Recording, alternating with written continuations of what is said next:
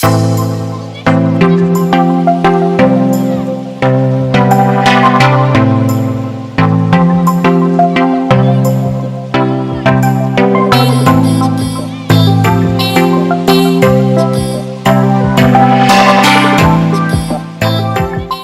there, it's Angie. Welcome back to my channel. Today's video is going to be my favorite books that I have read so far in 2017. This is a part 1, so I'll be doing a part 2 either late December or early January, depending on like what I'm reading / what's happening around that time. If you haven't already, please hit the subscribe button and click the notifications bell so that way you are notified when I release new content, which is happening every couple of days because it is the summertime. I'm going to be listing these books in my ranking from least favorite to most favorite. So there's 7 books in total, so we're going from 7 all the way up to 1. Also, I guess like disclaimer, I don't know if it's really a disclaimer, but just because I read it in 2017 doesn't mean that it was necessarily published in 2017. So yeah, let's get started. So number 7 is The Rescue by Nicholas Sparks. This isn't a book review, so I'm not gonna give like when it was published and the blurb on the back. But yeah, I'll just give my like short synopsis of what it's about and what I took from it and why it's one of my favorites. So basically, if you know Nicholas Sparks, you know that this is a romance novel. It kicks off when Denise's son goes missing during a storm, and Taylor is the one who finds the son, and there's like a lot of back and forth in the relationship as to whether or not it's an actual relationship, which kind of like adds to the reason why I do like it. It's not one of those they saw each other from across the room and instantly fell in love. Like they had to go through all these hurdles. There's a point where they like break up and then they're back together, and it's just like, get your life, please. But in an entertaining way. And that's mostly because there are all these inner demons that keep popping up. And if you read romance novels, you know that we don't necessarily read them for the ending because they basically all end the same. Like the two people end up together, they ride off in the sunset, whatever. But you read them for the journey, and the journey in The Rescue is it's gritty, which is kind of unusual for some romance novels. It's gritty, it's brooding, it's very realistic, and you are able to immerse yourself in the world and get so invested in the journey that they're going through to end up together. Number 6 is The Sun Is Also a Star by Nicola Yoon. I believe this one actually did come out this year. But yeah, look at that cover. That cover is so, I'm gonna do a close-up, but I love the cover of both of her books. The other one being Everything, which I'll get to in like a couple of numbers. So this centers a black girl and an Asian guy who just happen to meet up one day, or they kind of like bump into each other.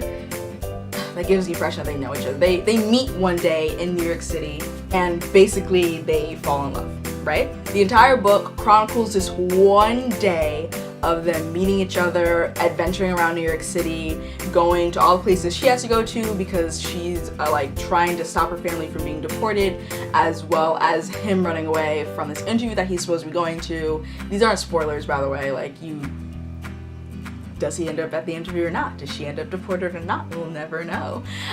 Or you'll never know. I read the book. And what I love about the book is that the two characters are polar opposites. So the girl, whose name I forgot, Natasha. Natasha is very scientific, very logical. She doesn't believe in things that she can't see or prove with an equation. Daniel, right, on the other hand, is very much the romantic. He believes in destiny and fate. He doesn't necessarily believe that he doesn't necessarily need like concrete reasons for something. He goes to things that are in his gut, which you can imagine them spending a day together would be quite interesting. They're constantly, I don't want to say arguing, but are at odds about some of the big questions in life, or like, what does love mean? Can you prove love? And also, because she's just amazing, she sprinkles in some discussions about anti-blackness in the Asian community, which I really appreciated. I will be reviewing more in depth that book as well as Everything in a book review coming in the next couple of weeks. Don't ask me when, because I really don't know. So, book number 5. Really? No? Okay, there we go. Is A Measure of Love by Sophie Jackson. Wow, just realized that the 3 books I I picked up. They're all love books, all romance, all right. I will say in my defense that everything. The Sun is Also a Star is a young adult novel. Vanda Falling in Love, but it's mostly in the young adult genre. But this is hardcore romance. First of all, Sophie Jackson is one of my favorite romance writers. I have all 3 of her novels. The other 2 are behind me. I don't know if the camera's gonna catch that. We'll see. So the book is about Lexi and Riley, who were childhood best friends, ended up dating. Something tragic causes them to lead to their breakup, essentially. Riley moves away. He comes back for a family emergency, and I really want to say like what it is that brings them together, but I'm not going to. You're just gonna have to read the book. But it's something huge, and it uncovers a bunch of lies, but it forces Riley and Lexi to reconcile the differences because they were at odds. But it's a great read. I think I read it, I want to say a day, but it could have easily been a day and a half. So if you're looking for something quick and sweet that's also like full of love and like this relationship, I would definitely recommend that book. So the 4th book on my Part 1 2017 favorites is The Hate You Give by Angie Thomas. This book follows a Black teenage girl who witnesses the death of her unarmed friend by police officers, and so this book just follows her journey from kind of a little bit before that happens, the day of that happens, all the way until past the trial and everything like that. It's heartbreaking, riveting, and absolutely amazing. I actually did a review 2 weeks ago. I'll link it down below. So you can see all my thoughts and what I liked and what I didn't like about the book. 3rd book has some weight to it. It's How to Be Your Boss by Lily Singh, aka Superwoman II on YouTube. It's a self-help book. She's my favorite YouTuber. I am such a fangirl. I've seen her live twice when she did her Unicorn Island tour, as well as a tour for her book. Actually, she hugged me. Maybe I should put a picture of that in. I will do that. And there's a lot of colorful, you can see all my post-it notes and my little stickies or whatever, places I want to go back to. So it's a lot of fun and, there we go, colorful pages full of like real advice, things she's learned along the way, things she's just sharing. My photo right there. The thing I love about this book in particular, besides the fact that it's amazing and awesome, she writes really well, and it's also fun to look at and fun to read, is that I knew that if I didn't know who she was or if I wasn't a fan, I would actually enjoy this book. I knew that I was enjoying it not because of who she was, but because of what she was saying. And to be quite honest, I'm not one who usually rereads books. That's just not someone I am. I have to have like several years in between when I first read a book and when I'm willing to read it again. This was released late March. I read and finished it in April, and I'm actually probably going to read it again once the school year does start because that's how much I liked it, and I also just want a refresher on some things. So, book number 2 is Everything Everything by Nicola Yoon, who, yes, if you remember, also wrote The Sun Is Also a Star. You probably know this title because it recently came out in movie form, starring Amanda Sternberg and some other person whose name I don't know because I'm not a fan of them. No offense, I'm sure they're great. I'm just a super huge fan of Amanda. So I'm not gonna go into super long depth because I'm not doing that this video. Also, the movie came out, so you can either go read the book or see the movie, but it basically centers a teenage girl who's also black, which is like amazing. Thank you for that. Teenage black girl who has this like incurable disease that means that she has to like, basically the bubble baby, if you've ever seen that movie, the bubble boy, whatever it's called. She has to stay inside with filtered air, can't have any connection or like contact with anyone else besides her like one teacher, her mom, and her nurse. And she ends up falling in love with the boy next door.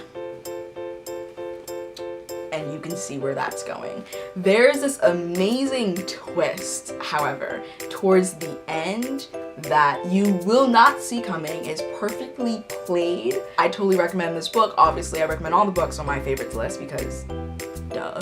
Alright, here we are at number 1. The thing about the number 1 slot is that it's not one book. It's books 1 through 3 in a series. And if you were looking behind me, you know which series it is. It is the Red Queen series by Victoria Aveyard. pretty sure I pronounced that correctly. So the Red Queen series explores a world where there are two types of blooded people. There are red-blooded people and then silver-blooded people. The red-blooded people are the lower class, the silver blood are the upper class, and they are also the ones who have these special abilities. Mare is a red-blooded person. She ends up having these special abilities, and she gets kind of like thrust into the world of silver so that they can like help cover up that there's this possibility that there are some red-blooded people in the kingdom with these powers. She's forced to pretend to be this like lost lady of this person, and she ends up having to be betrothed to the younger prince. That's all in the first book.